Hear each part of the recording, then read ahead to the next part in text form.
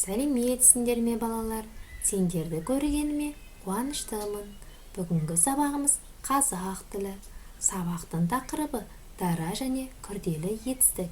Осы тақырып бойынша алған білімімізді ары қарай толықтырамыз. Оқу мақсаты: мәтіннің тақырыбы мен тірек сөздердің негізінде мәтіннің мазмұнын болжау, дара және күрделі етістіктерді анықтау.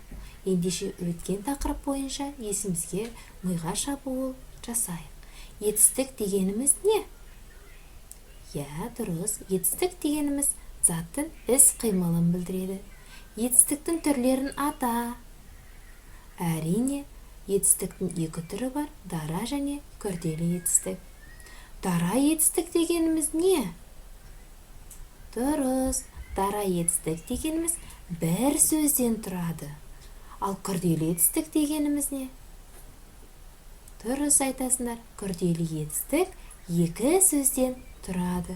Жарайсыңдар, тамаша.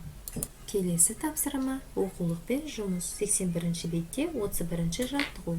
Мәтінді оқы. Торғай мен бұтақ.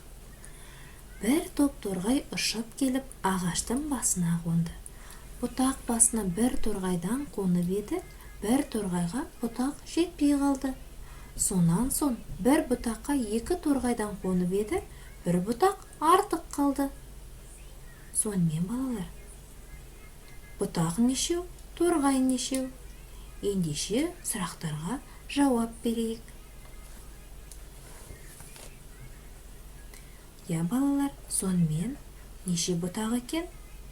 Дұрыс, 3 бұтақ, торғай 4. Дұрыс жауап беріңдер балалар. Керемет. Енді мәтінмен жұмыста дара және күрделі етістіктерді тауып көрейік. Ең алдымен күрделі етістіктерді табайық. Ұшып келіп, қонып еді, жетпей қалды, қонып еді. Дұрыс, бұлар күрделі етістік. Енді дара етістікті табайық. Қонды, қалды, тамаша. Керемет орындадыңдар балалар. Келесі тапсырма 82-ші бетте 32-ші жаттығу. Зат есімге байланысты суреттер берілген. Енді осы суреттерді көп нүктенің орнына қойып көрейік. Кәнеки балалар, бірге. Құйды, көмектесті, екті, ұстады. Не құйды? Су құйды. Кім көмектесті? Бала көмектесті. Не екті? Гүл екті. Не ұстады? Доп ұстады. Керемет. Ендеше тексерейік. Сонымен су құйды, бала көмектесті, гүл екті, доп ұстады. Тамаша балалар. Келесі жұмбақты шешейік. Көп ине, бір сабағы жоқ ине. Істік бейді, әрине. Енді жұмбақтың шешуіндегі сөзге өзін жұмбақ құрастырып көр. Келесі тапсырма 34-ші жаттығу. Берілген етістіктерді үлгі бойынша оқып, олардың антоним екенін дәлелдейік. Антоним дегеніміз бір-біріне қарама-қарсы сөздер. Байлады, шашты, жапты, үзді, ашты, жинады, жалғады, шешті. Үлгі бойынша оқып көрейік. Байлады, шешті, шашты, жинады, жапты, ашты, үзді, жалғады. Жарайсыңдар. Ендеше тексерейік. Тапсырманы өте керемет орындадық. Жарайсыңдар. Келесі жаттығу 35-ші. Сөз жұмбақты шеш. Бірінші. Таудан ағып жатқан табиғи су. Қарға тұқымдас ала қанатты құс. Сан, ан патшасы.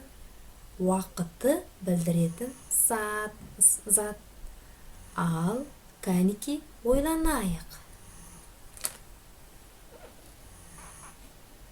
Жақсы, егерде ойланып болсақ, сөз жұмбақты шешімін көрейік.